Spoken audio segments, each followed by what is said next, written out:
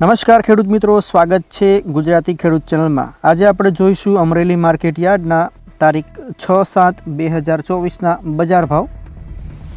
શરૂઆત કરીશું સિંગદાણાથી।